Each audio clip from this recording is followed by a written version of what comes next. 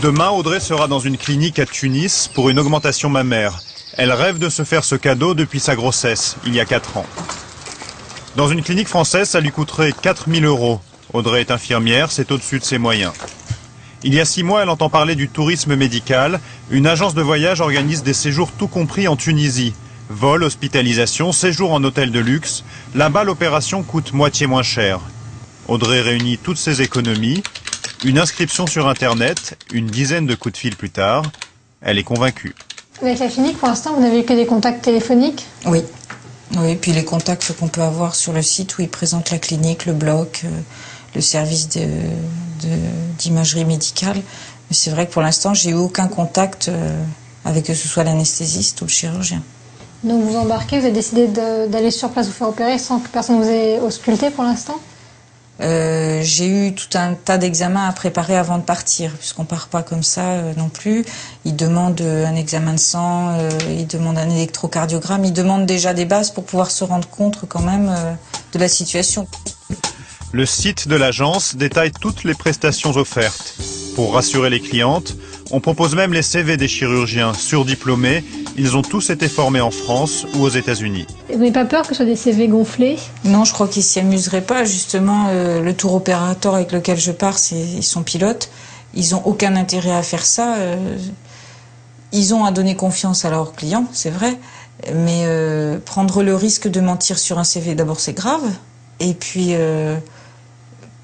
pour eux, je ne vois pas trop ce que ça pourrait leur apporter, à part des soucis. Audrey est prête à partir. Dans sa valise, des vêtements confortables pour la clinique et des tenues de plage pour les 4 jours de convalescence à l'hôtel.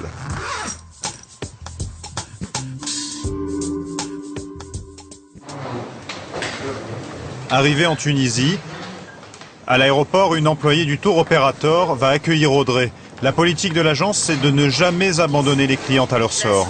Il ne faudrait pas qu'elles se ravisent. Ça y est, on y est. Enfin. Vous sentez comment là? Très bien. Réjoui, épanoui, euphorique même à la limite.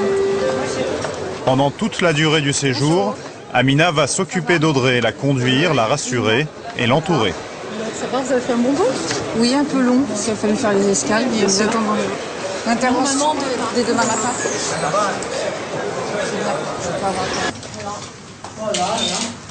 Ça dérange pas qu'on ouvre? Très bien. C'est parfait. J'ai même une baignoire. Oui. Ça, c'est des chambres de président de la République dans les cliniques privées en France. C'est agréable de pas avoir cette sensation d'être un numéro, mais d'être une chose précieuse. Là, on a l'impression d'être quelque chose de précieux. C'est agréable. Les choses sérieuses pour Audrey, c'est maintenant. Premier rendez-vous avec le chirurgien qui l'opérera demain matin. Il faut choisir les prothèses mammaires.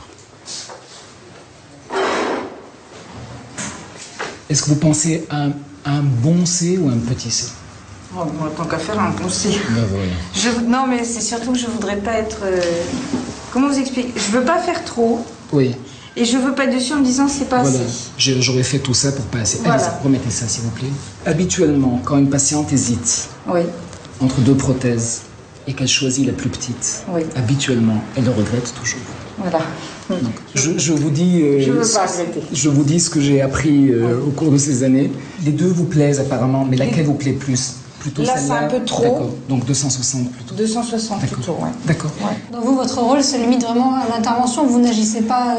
Mon rôle, c'est un peu le rôle de garde-fou.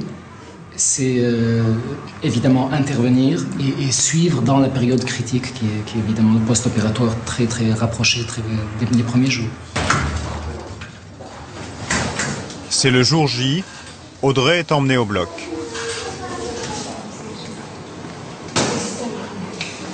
L'opération se fait sous anesthésie générale. Elle dure 1h30.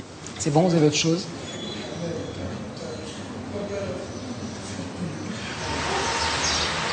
Deux jours plus tard, c'est bientôt la fin de l'hospitalisation.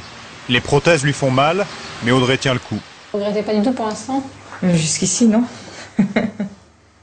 Non, puis je pense pas regretter parce que déjà il y a eu un premier soin, j'ai vu à peu près ce que ça avait donné, c'est bien, non? Jusqu'ici vraiment c'est parfait. que ce soit la prise en charge, l'anesthésiste passe 2 à 3 fois par jour.